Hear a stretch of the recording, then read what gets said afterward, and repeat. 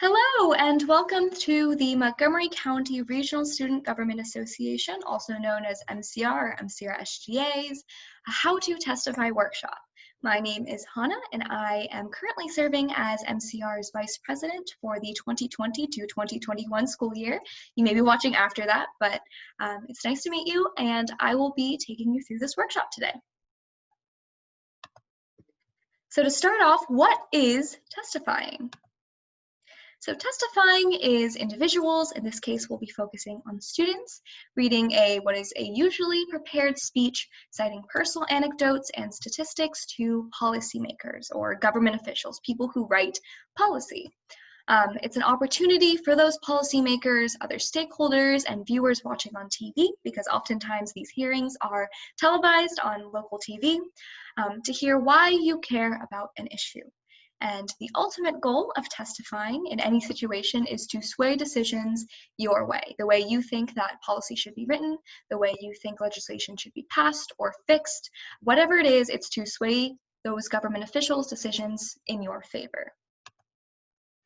So in Montgomery County or in Maryland, there are lots of different opportunities and places you can testify.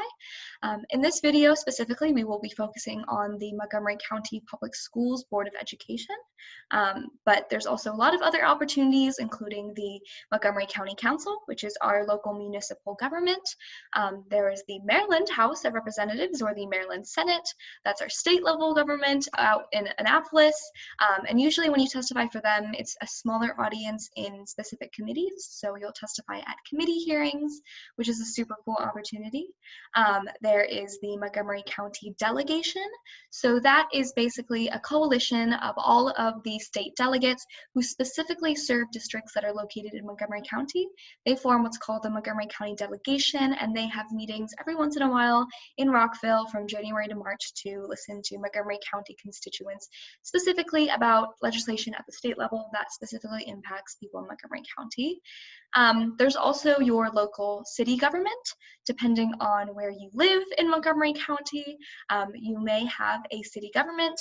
Places like Rockville, Gaithersburg, Tacoma Park, Silver Spring have city governments with city councils that will have town halls where you can testify. So lots of different opportunities depending on where you live. Cool.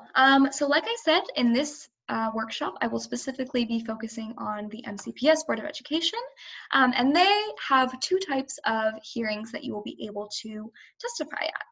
The first is board, or what are known as work meetings, and the second is public hearings. So starting with board meetings, they happen and occur in what is called the boardroom, which is a smaller room. It's a round table where all the board members and the superintendent sit. You might have seen it in a couple pictures before. It is a smaller audience. Again, it's just the board members, the superintendent, and a couple people who have come out to watch, depending on the meeting and how contentious the issues are, but usually 20 to 50 people. There isn't a specific topic at these meetings. So if you are planning to testify at a work meeting, you should research what topics are being covered in that meeting so you can sort of stay relevant to what's going on. But at every meeting, there is always 30 minutes set aside for public comments, and each person is given 3 minutes to speak. You can contrast this to public hearings, which happen at the Montgomery County Headquarters Auditorium at the Carver Educational Services Center in Rockville, which is a much, much bigger space.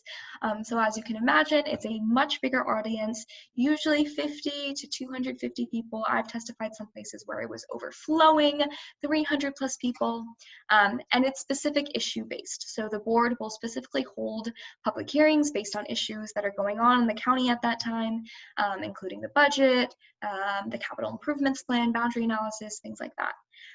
And the whole meeting is specifically dedicated to hearing from the public, as you can tell by the name.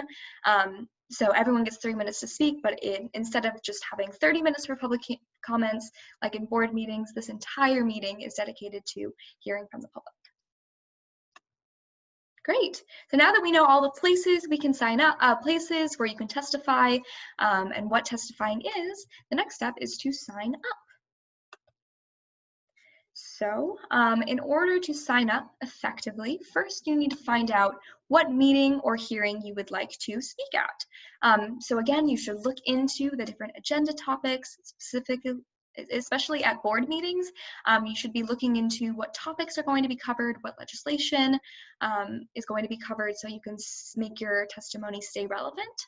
And then you can sign up online. So this presentation has hyperlinks. Obviously, you can't find those, you can't click on those, but if you look up MCPS public comments, it should be able to come up, or Montgomery County Council public comments. There's a form online that you can fill out, you can pick the meeting that you're interested in, and they'll come back to you. The third step is to start drafting your testimony, which we'll get into later, but just start talking and thinking and writing about what you're actually going to say. And then, especially at contentious meeting topics or bigger meetings, it usually gets pretty crowded, it gets pretty competitive for select few spots to talk to the board about. So you're going to have to wait for an email from the Board of Education confirming that you were selected as a speaker for that meeting. And once you receive that email confirmation, which again, for most meetings, it's not particularly competitive, but for some it is, so you should wait for that email. Follow the instructions sent in that email. So right now it's during the COVID-19 pandemic, so the steps are a little bit different right now, but that email will give you a very detailed step-by-step process on how to exactly testify. Usually, if it's in person, they'll ask you to email your testimony to boe@mcpsnd.org a couple days before the meeting, or to bring 20 copies with you the day of, which is a lot. So a lot of people prefer to email it ahead of time so they don't have to print that many copies out. So now that you've signed up, the next step is to figure out what you want to say. You only have 3 minutes, so it's very important that you write things out ahead of time. All right, so before you start writing, you should think about the following. You should pick a topic that you are knowledgeable and passionate about. The best method I always say is a personal story. The government officials that you're testifying for, the board members, whoever they are, already have the facts. Their whole job is to look at the facts all day, to look at the statistics and write legislation.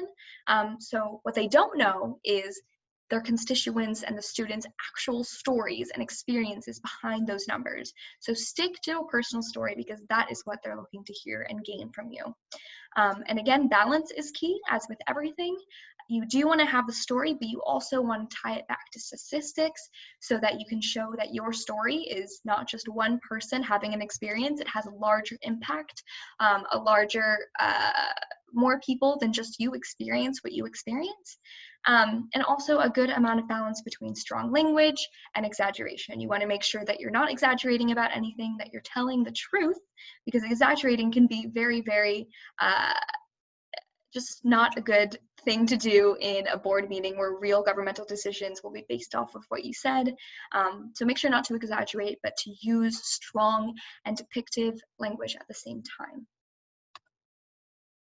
A basic formula that I like to stick to and that I recommend is starting with an introduction. So good things to include are your name, your school, what grade you're in. If it's at the state level or if it's even national, the county that you live in is helpful. Organizations that you're involved with. So I would say I'm the vice president of the Montgomery County Regional Student Government. If you're involved in a club that you'll be talking about, that's also a good place to talk about that. Anecdotes, again, telling the stories behind the numbers that those government officials listen to all day. Telling your personal story is going to be very, very valuable for government officials. And then having a research-based argument. So making sure that you're actually doing research before you get up there, that you know the statistics, and so that you can show that your story has a pattern and a larger impact in your county or your state or wherever you're testifying for. And the most important part is to have strong concluding rhetoric. You want to end on a good note. That is what the board members or the government officials are going to remember the most, is what you ended the speech with. Make sure it's strong, you restate your point, and you ask the policymakers what you want from them. And another really, really important point is to remember your tone. You should be formal, but a lot of students get caught up in the fact that they're in a formal setting, in a formal meeting, and lose their student voice. When really what makes you so special as someone who's testifying is the fact that you are a student. And they want to hear from students and hear that voice that usually isn't represented at the decision-making table. So don't lose sight of the fact that you are a student.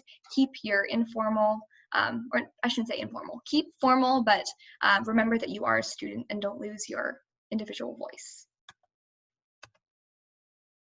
Next is to practice. Practice makes perfect. As with anything, practicing is key. So some tips for practicing. Read the entire speech out loud. You should practice for an audience. You can record yourself. Recording yourself oftentimes helps to see the little tics that you may have, whether it's swaying or eye contact, whatever it is. Recording yourself can help if you don't have someone to practice with.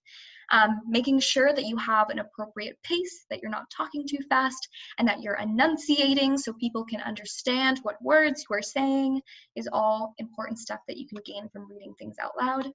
I know a lot of people find it really helpful to mark notes. If you're someone who struggles with eye contact or taking breaks, marking notes is always really important and can be really helpful. Some advice I like to give to students is marking where to pause with slashes, where to look up at your audience, another important thing to mark with stars, and words and phrases to emphasize by underlining them. Again, this is just one system. You can find out whatever works for you, whether it's little notes to yourself or some sort of key that you come up with. Marking notes is a very, very, very helpful way to turn just printed black and white paper into something much more unique and beautiful and performative. Body language is very, very key in testifying. You want to make sure that you have straight posture, that you have natural gestures, that you're using your hands to speak, but you're not like going crazy with them, that they're remaining natural. And posture, again, you don't want what you're saying to be undermined by the fact that you've been slouching the entire time, which restricts your voice and doesn't let you sound as confident. So make sure that you have good posture and you're using natural gestures. Great. So the day before you go to testify, you should figure out what to wear. This is extremely important. One of my favorite parts. Business casual works fine in most settings. Again, hearings and meetings are usually a very formal setting, so you want to make sure that you're dressing formal and appropriate, but also don't lose the fact that you're a student. Again, a formal button down or a nice blouse will usually do for most people. Mobilizing your friends is awesome, an awesome way to stay engaged, to get your friends involved as well. In a lot of settings, especially the Board of Education, you're allowed to have people with signs stand behind you as you speak. So you can text your friends the day before, say, hey, are you available tomorrow 6 to 8? Have them make some signs and stand behind you to support you and show that, again, your story isn't unique, that there are lots of other people who have had similar experiences and who support you. Yeah, just make sure you look up ahead of time the sign size that's allowed in most settings.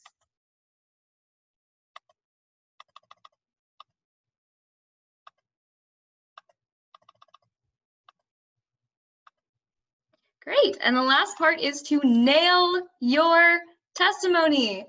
When you enter the room, it's really key to be on time, to make sure you're not late. You don't want to get there and your time has already passed. Another important thing is to identify your allies when you walk into the room, identify other students, talk to them, text people before to see if they can meet you there. That's always awesome. Another great opportunity, if you get there early, is sometimes the legislators will just be chilling, hanging out. So if they don't look busy, you can use your best judgment there. You can walk up to them, start a conversation. They love to talk about the bills that they wrote. They love to talk about the state of the bill. You can hear more about the likelihood that it is to pass, what the issues are with it. And oftentimes they'll even extend an opportunity for you, ways to get more involved with the passage of that bill or that piece of legislation.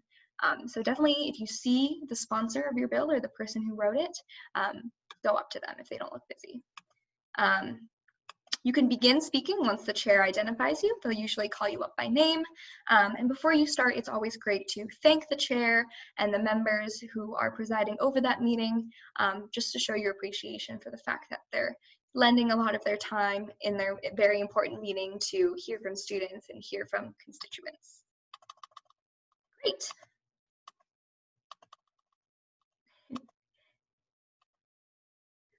So this is for people who are watching during the COVID-19 pandemic. Right now, the board is really only accepting virtual testimonies only.